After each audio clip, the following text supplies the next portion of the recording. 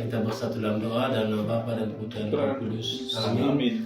Maria menerima kabar gembira dari malaikat Tuhan bahwa ia akan mengandung dari Roh Kudus. Salam Maria, penuh rahmat Tuhan sertamu, terpujilah engkau di antara wanita dan terpujilah buah tubuhmu Yesus. Santa Maria, Bunda Allah, doakanlah kami yang berdosa ini, sekarang dan waktu kami mati. Amin. Aku ini hamba Tuhan, Terjadilah padaku menurut perkataanmu. Salam Maria, penuh rahmat Tuhan sertamu, terpujilah engkau di antara wanita dan terpujilah buah tubuhmu Yesus. Santa Maria, Bunda Allah, doakanlah kami yang berdosa ini, sekarang dan waktu kami mati. Amin. Sabda Tuhan telah menjadi manusia Dan tinggal di antara kita. Salam Maria, penuh rahmat Tuhan sertamu, terpujilah engkau di antara wanita dan terpujilah buah tubuhmu Yesus. Santa Maria, Bunda Allah, doakanlah kami yang berdosa ini, sekarang dan waktu kami mati. Amin. Doakanlah kami ya Santa Bunda Allah, Supaya kami dapat menikmati janji Kristus. marilah berdoa.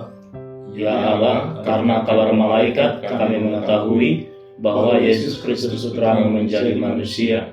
Curahkanlah rahmat-Mu dalam hati kami, supaya kami karena sengsara dan salibnya, kami dibawa kepada kebangkitan yang mulia. Sebab Dialah Tuhan pengantara kami. Amin. Sahabat penyuluh agama Katolik Kementerian Agama Kota Medan, berjumpa lagi ya dalam podcast penyuluh agama Katolik Kementerian Agama Kota Medan. Dan kali ini kita akan membahas tentang hal yang menarik, yaitu tentang kitab Deuterokanonika. Nah, kitab Deuterokanonika ini menjadi salah satu pembeda ya antara kitab suci gereja Katolik dengan gereja yang teman-teman kita yang Protestan. Nah, maka boleh dikatakan ya untuk Pak Sigiro dan juga Pak Leo sebagai narasumber di podcast kita kali ini, boleh kita katakan bahwa kitab ini merupakan harta yang tersembunyi dalam kitab suci gereja Katolik. Kenapa dia dikatakan adalah harta yang tersembunyi? Banyak umat Katolik mungkin pernah mendengar kitab Deuterokanonika, tapi banyak juga umat Katolik itu sendiri tidak memahami tentang kitab ini.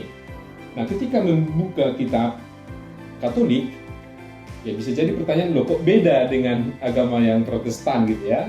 Nah, maka dalam bincang-bincang kita kali ini, kita akan membahas tentang kitab Deuterokanonika. Jadi begini Pak, ya, kitab-kitab Deuterokanonika itu kan ada Tobit, ada Yudit, kemudian ada kebijaksanaan Salomo, kemudian ada juga Sirak, ada Baruk, ada 1 Makabe, ada 2 Makabe, dan juga ada tambahan untuk kitab Daniel dan Esther ya. Nah, pertanyaan yang sering muncul seperti ini. Nah, untuk Pak Sigiro dan juga Pak Leo nanti akan dibahas ya. Iya. Siap, Pak? Oke, Pak Sigiro siap? Siap ya, Pak Leo juga tentunya pasti siap ya? Ya, siap. Nah, pertanyaan seperti ini. Mengapa kitab-kitab ini ya dalam kitab Katolik itu ada ya, kitab-kitab isi dari Deuterokanonika itu ada dalam kitab Katolik, sedangkan dalam Alkitab Protestan itu tidak ada. Itu pertanyaan pertama yang sering muncul. Nah, kemudian muncul juga pertanyaan, mengapa Gereja Katolik menganggap kitab Deuterokanonika ini sebagai firman Allah? Ya, padahal ada kelompok orang yang menyebutkan bahwa kitab ini merupakan apokrifa, gitu ya. Dan pertanyaan ketiga yang sering muncul terkait dengan kitab Deuterokanonika ini, bagaimana sebenarnya pandangan resmi dari Gereja Katolik terhadap kitab Deuterokanonika ini? Nah, maka dalam podcast kali ini kita akan menjawab pertanyaan-pertanyaan yang tadi ya secara mendalam, tentunya dengan bahasa yang sederhana saja kita bahas, Pak, karena kita bukan ahli kitab suci. Ya. Begitu ya. Nah, baik, sahabat penyuluh agama Katolik Kementerian Agama Kota Medan, kita akan membahas ya tentang sejarahnya, kemudian juga isinya, perannya, dan juga dasar ajaran resmi dari gereja ya tentang kitab Deuterokanonika ini.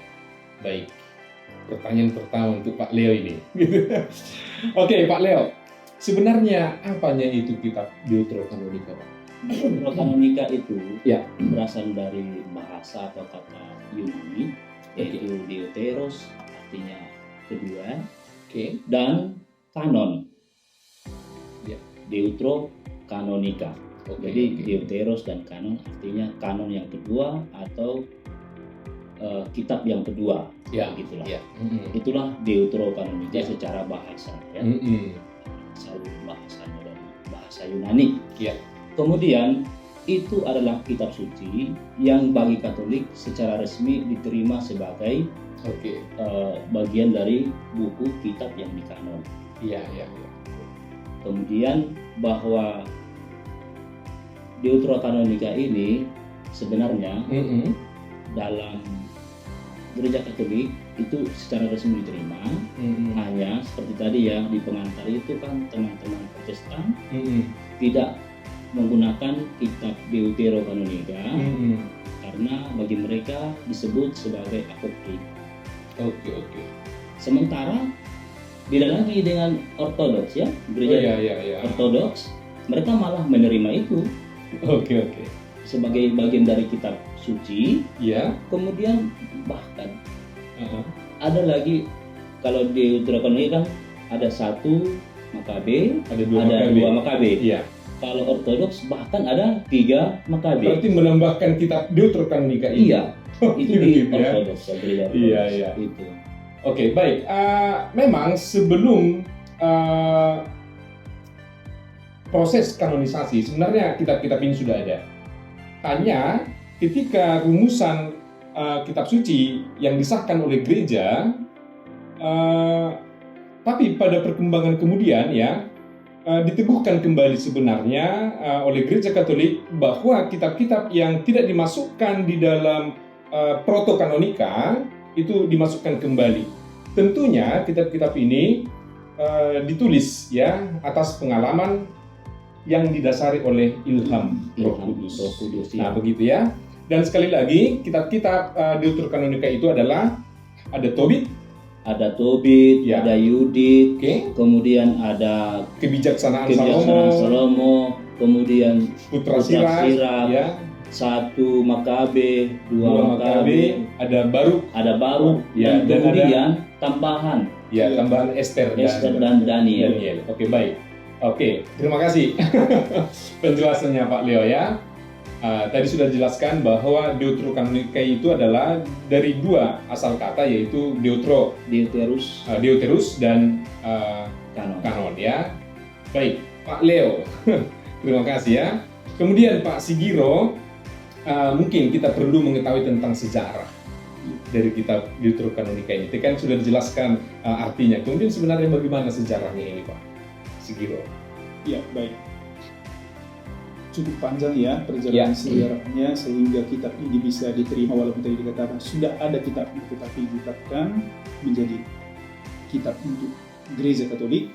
Nah, itu diawali mulai dari pada abad ketiga sebelum Masehi, Oke. bahwa kitab suci orang Yahudi itu diterjemahkan ke dalam bahasa Yunani, yaitu di Alexandria di Mesir. Oke. Nah, jadi terjemahan inilah yang disebut dengan Septuaginta. Oh. Itu 70 atau 72 tokoh yang secara bersamaan menerjemahkannya. Iya, iya. Begitu. Jadi kitab-kitab bahasa tadi yang dari bahasa Ibrani diterjemahkan ke bahasa Yunani itu, di dalamnya, di dalam Septuaginta itu terdapat Deuterokanonika. Nah, kitab-kitab yang disebutkan tadi, tetapi tidak dalam versi Ibrani khusus di daerah Palestina. Oh, seperti itu. oke. Jadi kemudian juga perjalanan selanjutnya, rupanya kitab Deuterokanonika ini juga digunakan pada zaman gereja perdana. Itu di mana para rasul Oke. yang hidup bersama dengan umat yang percaya kepada Kristus yang bangkit menggunakan kitab ini. Sudah mengutip kitab ini. Sudah menggunakan. Ya. Oh. Jadi kemudian juga akhirnya ada perdebatan mengenai kanon tadi disampaikan, yaitu penetapan mengenai buku-buku yang digunakan itu. Yaitu bahwasanya pada abad pertama, tadi kan abad ketiga sebelum Masehi, abad kedua sebelum Masehi, dan sampai pada abad pertama, jadi orang Yahudi di Palestina hanya mengakui kitab-kitab dalam bahasa Ibrani tersebut. Oke. Tetapi orang-orang Katolik sudah menggunakan kitab Deuterokanonika ini. Berjalan kembali sejarah selanjutnya, konsili gereja menetapkan ini secara dogmatis, yaitu Iya. konsili Hippo tahun 393 dan juga konsili Kartago Iya. tahun 397 97.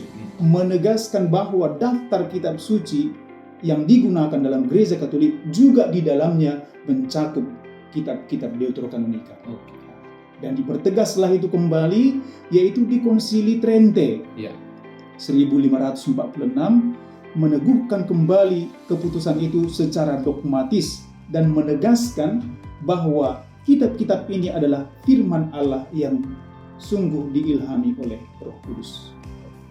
Jadi dalam dokumen gereja Katolik juga yaitu Dei Verbum, khususnya Dei Verbum 8 sampai 10 menekankan bahwa wahyu Allah yang diteruskan melalui kitab suci dan tradisi, dan di dalam Dei Verbum 11 juga diungkapkan memberikan penegasan bahwa semua kitab yang diakui gereja termasuk Deuterokanonika ditulis di bawah ilham Roh Kudus.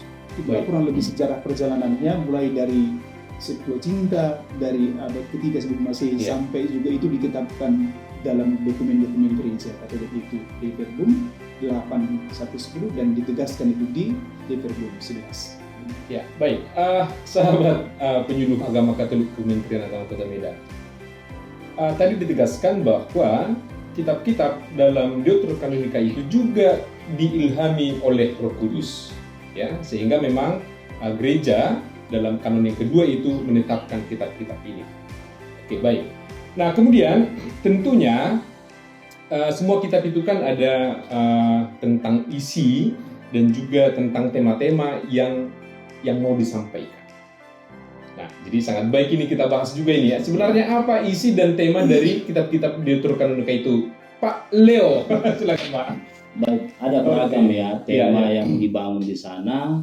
Apakah itu tentang doa, apakah itu tentang kesetiaan kepada Allah, dan juga itu berkaitan dengan kebijaksanaan.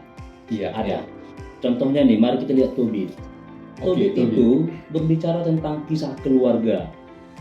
Keluarga yang setia kepada Allah, dan di sana dalam kesetiaan itu ditekankan hidup doa, hidup amal, dan dalam hal pernikahan itu adalah pernikahan yang kudus.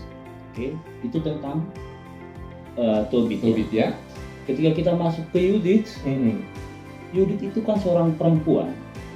Perempuan yang cantik. Perempuan yang cantik, yang pada saat itu kan sejarah bangsa Israel, mereka itu di bawah kekuasaan bangsa Yunani, Helenisasi ya pada saat itu. Tapi Yudit tampil sebagai perempuan yang saleh.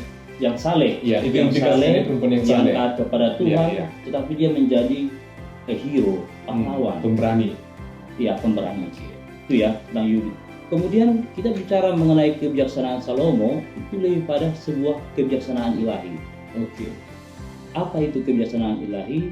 Lebih pada berfokus ke keabadian jiwa dan juga Allah yang maha adil. Allah adil sebagai Allah yang adil di sana. Kemudian apa lagi? Sirak ya? Sirak. Ini luar biasa sirak ini. Sirak itu kan bisa disebut juga sebagai eklesiastikus. Iya, ya kan? Jadi sirak ini selain berbicara mengenai kebijaksanaan, yang paling terkenal adalah etika, moralnya. Mengapa? Karena pada saat itu Helenisasi itu adalah bagaimana pada saat bangsa Yunani memperkenalkan budaya Yunani di wilayah Yudea, di wilayah Yahudi pada zaman itu ya. Jadi Sirak mau mengatakan meskipun budaya Helenisasi yang lebih terkenal dengan filsafatnya berfokus pada alam pikir manusianya, tetapi orang Israel jangan lupa dengan tradisi. Orang Israel harus taat kepada tradisi yang ada, yaitu takut akan Tuhan. Itu yang mau ditekankan pada kitab Putra Sirak gitu. Kalau baru Baruk itu Kalau nggak salah tentang doa pertobatan ya? Iya, Ah, doa pertobatan, dan ini nanti kemudiannya oleh Gereja Katolik sering dipakai dalam hal sakramen pengampunan dosa ya. Artinya bagaimana itu dielaborasi, kemudian dipakai menjadi kutipan-kutipan dalam pertobatan-pertobatan. Ya, pertobatan bangsa Israel, sehingga itu memunculkan harapan ya, Iya. harapan dan pemulihan. Iya, Oke, baik. karena memang pada saat itu kan bangsa Israel ini Jauh dari Allah. jauh dari Allah dan juga mereka dijajah ya. Iya. Kemudian 1 Makabe. 1 Makabe, 1 1 Makabe, 2 Makabe ini kan Ya. terkenal dengan Makabeus itu ya. Oh, Dia seorang tentara atau bisa dikatakan dia pejuang nasional lah dalam Oke, bangsa oke. Israel. Karena pada saat itu dia harus memang melawan penjajahan. Jadi perjuangan bangsa Yahudi melawan penjajahan Yunani demi mempertahankan iman memang masih selaras juga dengan sastra atau bahasa yang disampaikan oleh Yesus bin Sirak, putra Sirak ya. Putra Sirak ya. Dalam arti kalau putra Sirak tadi lebih pada bagaimana kita dengan pengetahuan dan iman mengelaborasikannya, tidak meninggalkan iman karena begitu semaraknya cara pandang Helenisasi. Iya. Kalau ini lebih pada perjumpaan di lapangan, Makabe ini ya, bagaimana dia melawan penjajah Yunani gitu ya. Iya. Kemudian kalau 2 Makabe itu dia sebagai martir, martir di sana, martir iman Yahudi. Jadi perjuangannya itu sampai dia berani mati ya, Ya, sampai dia berani mempertahankan mati. iman. Selain Oke, itu oke. di situ juga ada ditemukan ajaran doa, terutama doa kepada arwah, doa bagi arwah ya. Kemudian konsep tentang kebangkitan orang mati juga banyak dimuat dalam di 2 kitab Makabe. 2 Makabe. Oke. Kalau soal 3 Makabe tadi itu teman Ortodoks ya. Oke, ini tambahan kitab Daniel dan Esther ini tentang apa itu, Pak? Itu lebih pada doa pujian, Oke, ya, doa oke. dan kisah-kisah kita yang bukan kita, mereka yang setia kepada Allah. Tapi ini Iya. menjadi bagian dari iman kita supaya kedepannya dalam dunia modern sekarang tetap setia kepada Setia Allah. kepada Allah ya. Dan memang sahabat penyuluh agama Katolik Kementerian Agama Kota Medan, isi dan tema-tema kitab Deuterokanonika itu sangat konteks dengan zaman sekarang. Iya betul. Oke gitu ya Pak ya. Baik, kemudian kembali lagi ke Pak Demaran. Nah, kita akan membahas tentang tadi sudah dibahas tentang tema dan isinya. Nah, kemudian saya lanjutkan lagi pertanyaan Pak lebih dalam lagi ya. Kenapa itu penting bagi iman Katolik? Nah, gitu kan? Tadi kan sudah dibahas dengan isi dan temanya, dan sudah saya sampaikan juga bahwa itu sangat konteks, ya sangat kontekstual juga kalau kita kaitkan dengan zaman sekarang gitu ya, tentang isi dan temanya itu. Nah, mungkin pertanyaan lebih dalam lagi, mengapa itu penting bagi iman Katolik kita? Oke, Pak. Izin saya minum sebentar ya. Oh iya, Bapak Leo juga minum lah. Saya sudah 2 kali minum ini. Oke. Mengapa penting bagi iman Katolik? Iya. Jadi karena sudah di awal tadi disampaikan bahwa kitab ini Iya. sudah disahkan atau dikanonisasi menjadi kitab yang diakui oleh Iya. Gereja Katolik, maka memang dari situ sudah pasti penting. Iya, iya. Dan juga bagaimana kitab ini juga berperan penting dan bahkan dijadikan sebagai dasar ajaran iman Katolik. Oke. Khususnya dalam kehidupan liturgi atau hal yang lain yang di Iya. dalam Gereja Katolik yang sudah kita laksanakan itu.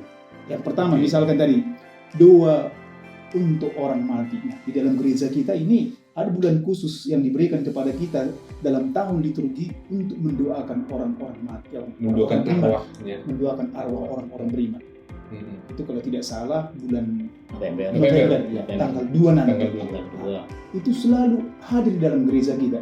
Dan itu inspirasi dari mana? Dari kitab Deuterokanonika ini tadi. 2 Makabe kalau nggak salah. Terdapat dalam 2 Makabe Iya. bab 12 ayat 45. Yang kedua yaitu bahwa kita juga mengakui dalam iman gereja kita itu tentang malaikat pelindung. Setiap anak yang lahir dia sudah memiliki malaikat pelindung. Gitu ya? Ya, itu ditekankan oleh gereja. Iya, saya percaya itu. Memang peristiwa-peristiwa kadang di luar nalar kita, seseorang bisa selamat dari bahaya, dari maut, ancaman maut ya karena kecelakaan. Tapi kenapa seorang anak bisa selamat gitu? Secara luar nalar kita nggak mungkin terjadi. Nah, mungkin itu karena memang dia memiliki malaikat pelindung, gitu ya. Jadi sebagaimana yang disampaikan tadi Pak Leo di depan tadi bahwa dari masing-masing kitab itu baik Makabe, Tobit dan juga yang lainnya itu memberikan teladan bagi kita yang tadi menjadi dasar dalam iman kita sebagai seorang Katolik. Jadi nilai doa dan amal juga ada itu dari kitab Tobit. Yaitu Tobit 12 ayat 8 sampai 9. Bisa nanti kita lihat di kitab suci kita. Lalu juga mengenai kebangkitan orang mati. Nah, di dalam gereja kita itu juga kita percaya bahwa orang mati akan benar bangkit. Itu dalam apa? 2 Makabe yaitu bab 7. Dan juga kelanjutannya bahwa kitab-kitab dari Deuterokanonika ini juga kita gunakan dalam perayaan-perayaan di dalam gereja kita. Bacaan-bacaan liturgi. Bacaan-bacaan liturgi, baik itu ibadat sabda maupun perayaan Ekaristi. Contoh, kitab kebijaksanaan bab 3 ayat 1 sampai 9 itu sering digunakan dalam misa arwah. Lalu juga kitab Putra Sirat khususnya bab 3 ayat 3 sampai 7 itu digunakan dalam bacaan khusus yaitu hari-hari yang berkaitan dengan keluarga. Jadi itulah kenapa penting dalam gereja kita. Kemudian ada juga kekayaan-kekayaan spiritualitas yang diberikan juga melalui kitab-kitab ini. Sudah disampaikan tadi Pak Leo di depan bahwa kitab ini memberikan doa yang indah, doa pujian, kemudian keteladanan iman, lalu juga refleksi moral yang pasti itu akan memperkaya kehidupan rohani seorang umat Katolik. Itu dari mana? Yang pertama itu doa-doa yang indah yang selalu disampaikan itu dalam kitab Tobit, Azaria dan juga Baruk. Lalu teladan iman ini tadi juga kita dapat memperoleh teladan iman dari bagaimana perjuangan mereka menghadapi penderitaan, penindasan dari kaum penjajah, tapi mereka tetap teguh dalam imannya. Itu yang diteladankan oleh pengalaman hidup maupun akal kita. Baik, terima kasih Pak Primarada dan juga Pak Leo sudah mempertegas lagi tentang kitab Deuterokanonika ini. Nah, jadi sahabat penyuluh agama Katolik, dari penjelasan yang sudah disampaikan dari narasumber kita, bahwa kitab-kitab ini, ya kitab-kitab Deuterokanonika ini memang sangat penting bagi perkembangan iman Katolik karena sangat sesuai dengan konteks yang dihadapi hingga zaman sekarang dan juga sampai selamanya gitu ya. Pak Leo, ini kan salah satu yang membedakan dengan agama-agama yang lain ya, agama Protestan yang lain. Nah, bagaimana perbedaannya itu Pak? Di awal memang sudah disampaikan tadi bahwa bagi gereja Katolik menerima kitab Deuterokanonika ini sebagai kitab suci dan secara resmi bisa diajarkan kepada orang-orang Katolik. Sementara teman-teman Protestan melihat ini sebagai kitab apokrif atau apokrifa. Jadi tidak setara dengan kitab suci yang protokanonika. Jadi bagi teman-teman Protestan, Deuterokanonika itu disebut sebagai apokrif ya? Iya, apokrif. Tidak sesuai dengan kitab suci. Karena kitab suci bagi teman-teman Protestan itu kan hanya yang protokanonika itu. Di luar dari itu bukan kitab suci. Kira-kira seperti itu mungkin. Padahal tadi dikatakan dia sebagai kitab suci karena diilhami oleh Roh Kudus. Jadi bagi gereja Katolik diilhami oleh Roh Kudus. Jadi masuk dalam kitab suci, bagian dari kitab suci. Kemudian apokrifa tadi itu ya. Jadi di awal-awal Protestantisme itu melihat ini sebagai kitab yang cocok untuk bacaan rohani. Tapi kemudian tahun berganti tahun begitu, malah hampir tidak ada lagi dipakai begitu ya. Baik. Kemudian kalau gereja Ortodoks itu tadi udah dijenggung di awal tadi. Jadi ada kesamaan dengan Katolik ya. Ya, bahkan Menerima. mereka. Gitu ya, menerima. Ini sebagai kitab suci. Tapi ada yang membedakan. Mereka menambah. Iya betul. Yang ya. Itu Tentunya kan mereka punya alasan tersendiri ya kenapa Ada, mereka ya, menambahkan 3 Makabia. Iya betul. Oke. Kalau Gereja Katolik sendiri kan bahwa seperti yang sudah disampaikan juga tadi, kitab Deuterokanonika ini kan adalah bagian dari kitab suci yang resmi karena sudah dipertegas tadi dalam Konsili Trente, Iya. ya. Oke, dan juga ajaran-ajaran resmi gereja yang lain. Iya. Oke, baik. Nah, baik. Tentang kita lebih masuk ke dalam lagi, ya tentang ajaran resmi Gereja Katolik ya. Bagaimana sebenarnya kitab ini ya dipandang oleh ajaran resmi dari Gereja Katolik? Kita pertegas lagi lah yang sudah disinggung tadi. Pak Demaran, bagaimana ini Pak? Jadi karena tadi di awal Ya. disampaikan bahwa kitab ini sungguh menjadi kebutuhan kita dan kontekstual kali ya, menjawab Ya, kebutuhan dan situasi hidup yang kita alami. Maka memang dari sejarah yang dialami khususnya dalam konsili-konsili sebelumnya, jadi konsili Trente yang dilaksanakan tahun 1546 sangat menegaskan. Oke. Penegasan ini sifatnya dogmatis dan bahkan mengikat di situ. Iya. Bahwa Definitif. iya, Ya. jadi Konsili Trente menegaskan bahwa daftar kitab suci yang sudah ada di kanonisasi sebelumnya dalam Proto-Kanonika dan Deuterokanonika ditetapkan juga menjadi bagian dari kitab suci. Dan tadi bahwa dia sifatnya dogmatis dan mengikat. Sehingga dia definitif. Iya. Ya, oke baik. Ada lagi ajaran Gereja Katolik yang membahas Lalu tentang juga ini? dalam Katekismus Gereja Katolik, Iya. ya itu juga ditekankan di situ. Kalau nggak salah 120, nomor Ya, 120 ya, yang menegaskan bahwa kitab suci Perjanjian Lama dan Perjanjian Baru di dalamnya juga termasuk kitab Deuterokanonika. Ya. Ketegasan dari gereja kita itu terdapat di KKK Katekismus Gereja Katolik nomor 120 dan 107 bahkan juga ditegaskan lagi bahwa kitab suci itu mengajarkan kebenaran tanpa salah. Termasuk Deuterokanonika. Termasuk Deuterokanonika. Ya, ya. Kenapa? Karena ditulis di bawah bimbingan Roh Kudus. Jadi dari dokumen Konsili Vatikan juga yaitu Dei Verbum. Oh, terkenal ini ya. Nah, Iya. yang dikeluarkan tahun Sabda Ilahi. 1960 mungkin nanti bisa ditambah Pak Leo karena tadi ada di situ ada Iya. dokumen Ada itu. dokumennya tadi ya. Itu tadi di awal dikatakan bahwa Dei Verbum 8 sampai 10, 11 dan 12 semuanya memberikan penegasan perihal kitab suci Deuterokanonika ini. Yang pertama itu Dei Verbum 8 sampai 10 menegaskan bahwa kitab suci harus dibaca dalam terang tradisi.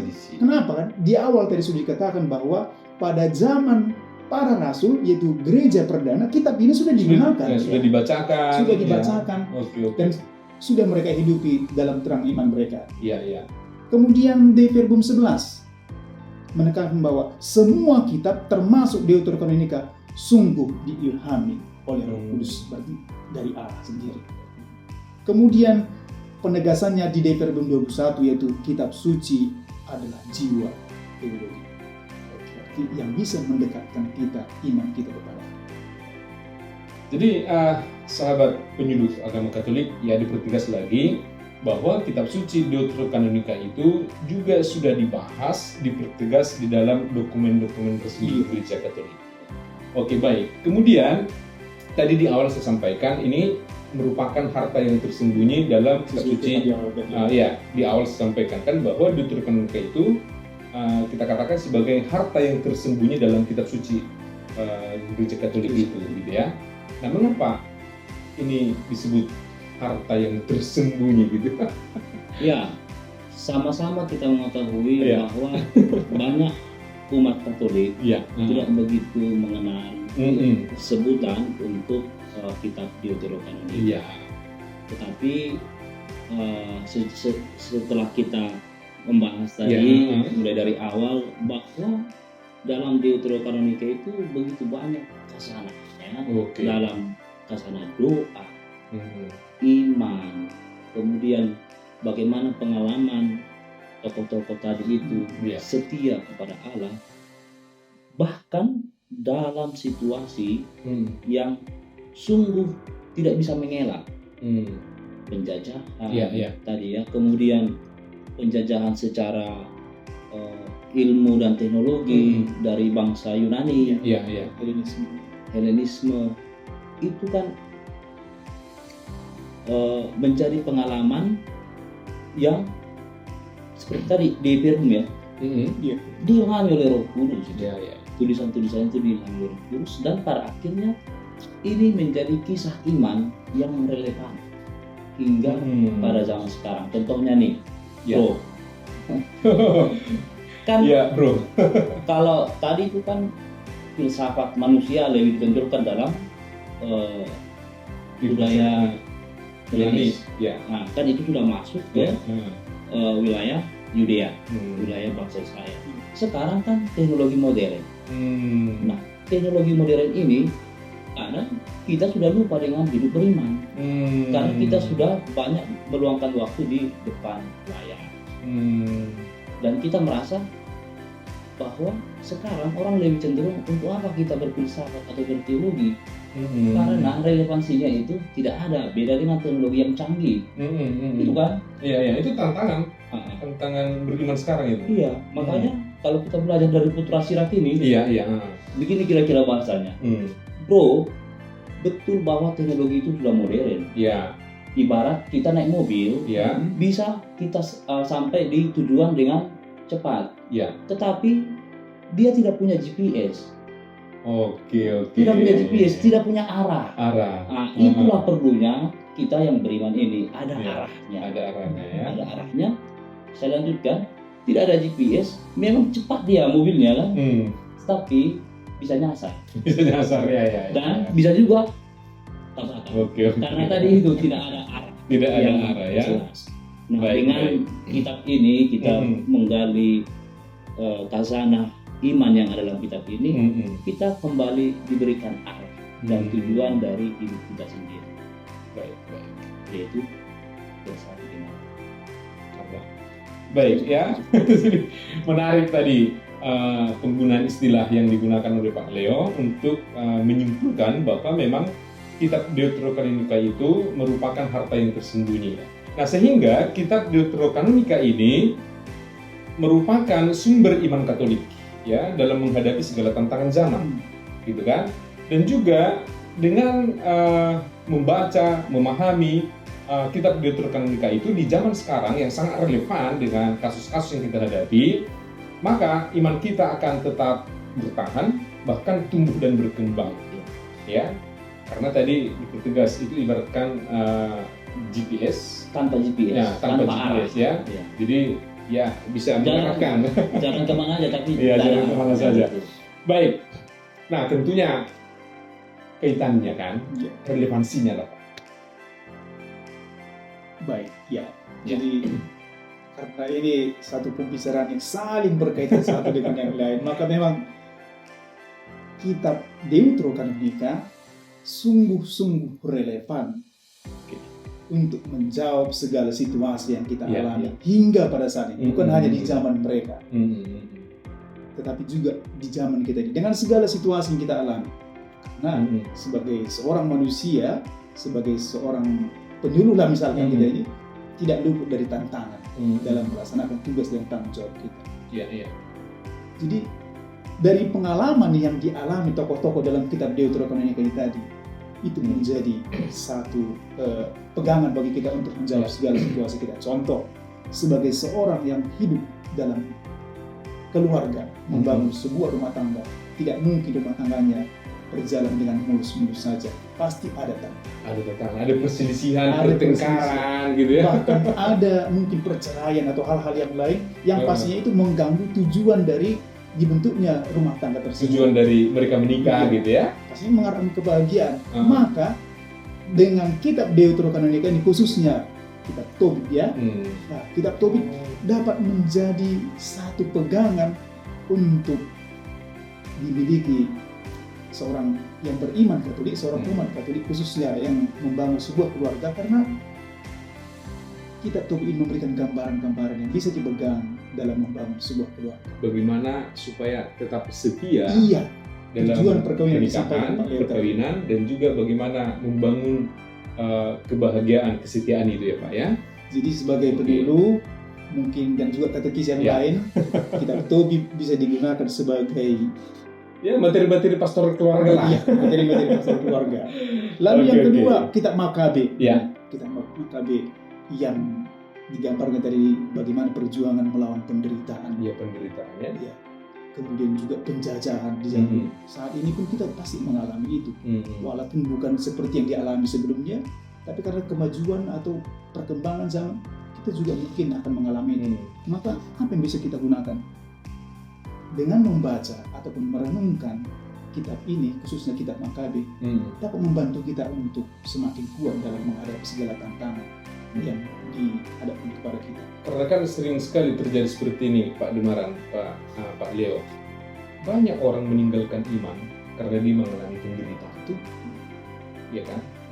Dia menderita kehidupannya sehingga meragukan Tuhan, dia meragukan penyelenggaraan Tuhan terhadap dia.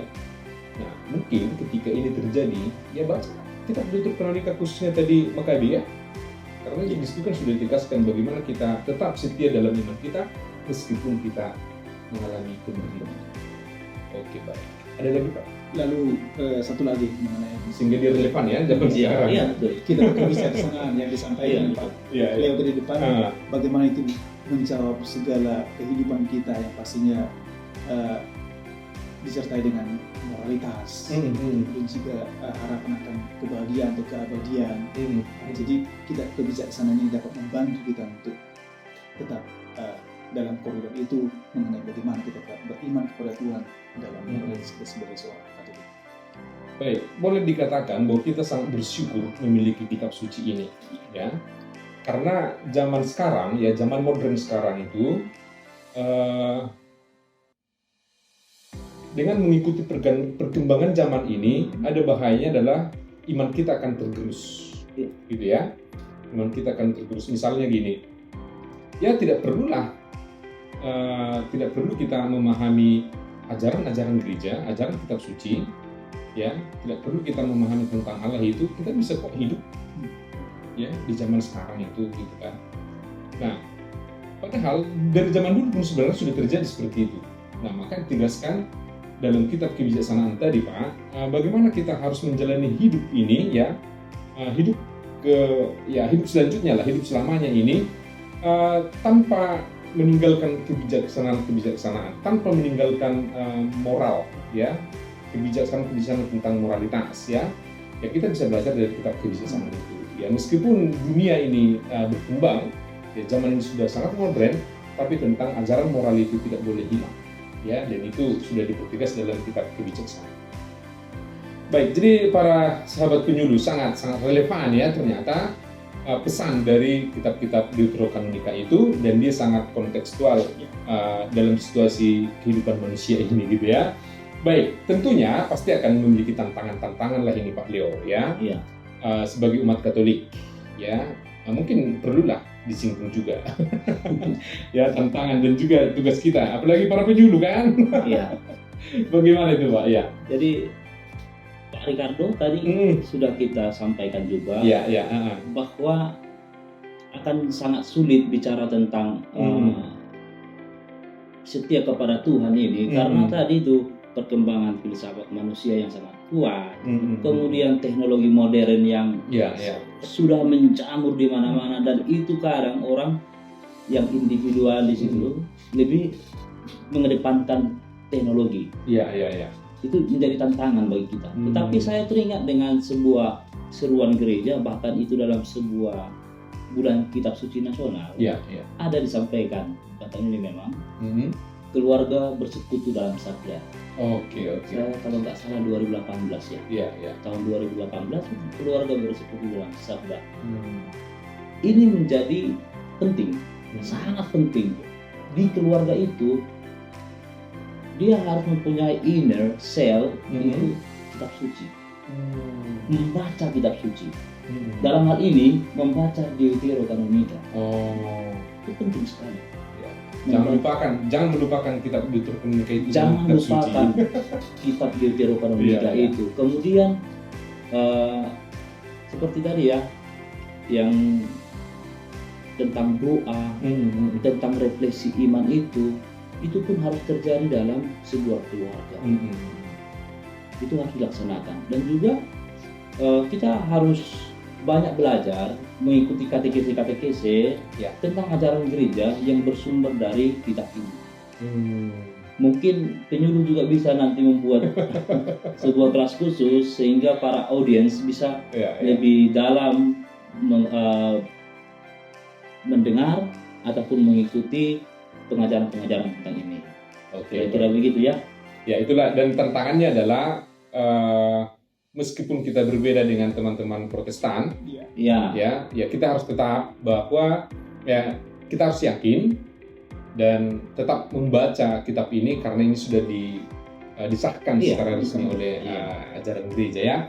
Baik, terima kasih Pak Sigiro ya atas pemaparannya dan juga Pak Leo ya atas pemaparan dan juga istilah-istilah yang digunakan tadi.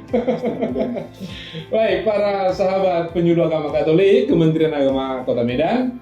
Nah, kitab Deuterokanonica ini adalah bagian penting dari kitab suci Katolik dan itu sudah disahkan secara resmi.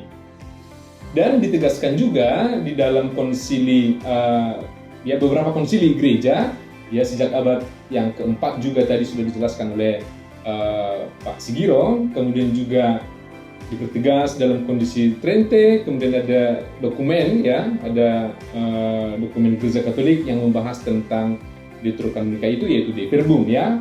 Nah, meskipun tidak semua menerima ini ya, khususnya teman-teman Protestan, tetapi bagi Gereja Katolik ya, kitab-kitab ini adalah firman Allah.